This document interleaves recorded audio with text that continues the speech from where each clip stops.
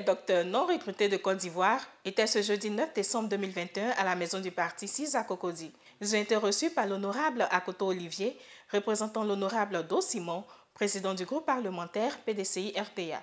C'est avec un intérêt particulier que l'honorable Akoto Olivier a écouté les doléances des docteurs. Plusieurs points ont meublé cette rencontre, dont l'irrégularité dans le recrutement des docteurs, dans le tissu social et une prise de décret par le chef de l'État pour le recrutement de ceux-ci.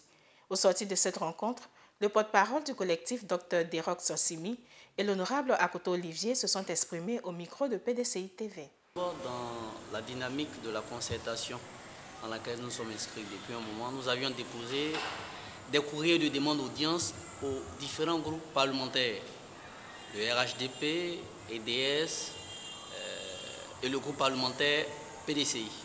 Alors, le groupe parlementaire PDCI a été le groupe qui a manifesté, ou du moins a répondu favorablement, je dirais, avant les autres. Donc nous étions ici pour les informer de notre situation désagréable que nous traversons depuis un moment. Ce sont des élus du peuple qui se saisissent de notre dossier pour voir dans quelle mesure les injustices que nous avons subies puissent être réparées dans un délai raisonnable dans le cadre de l'application du décret que nous sommes en train de demander au président de la République.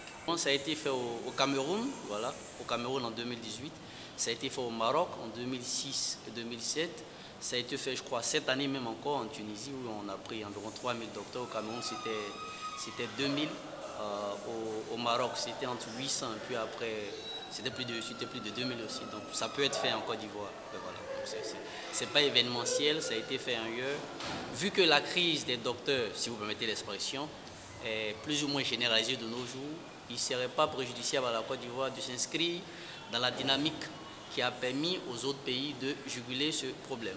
Les docteurs non recrutés de Côte d'Ivoire constitués en collectif ont adressé un courrier au groupe parlementaire PDCI-RDA afin de leur présenter leurs problèmes qui fait aujourd'hui l'actualité en Côte d'Ivoire. Et donc, sur instruction du président du groupe parlementaire PDCI-RDA, le président Do Simon, nous, députés PDCI-RDA, élus de la nation, avons estimé qu'il fallait les rencontrer, les écouter. Et après avoir échangé avec ce collectif, nous avons appréhendé, nous avons cerné toutes leurs préoccupations. Et c'est un véritable cri de cœur qui nous a été présenté.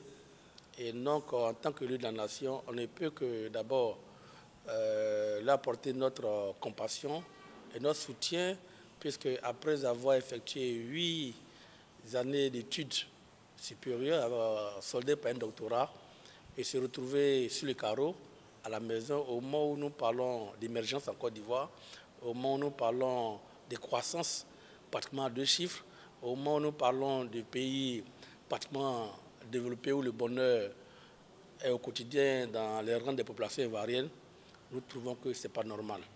Donc nous, le groupe parlementaire PDCI-RDA, allons très vite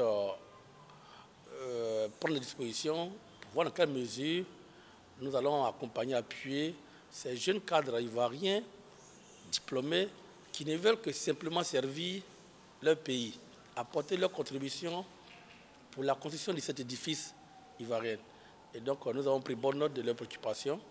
Nous demandons aussi à toute la classe politique, au gouvernement, au chef de l'État quand même, de créer les conditions d'écoute pour que ce problème soit réglé.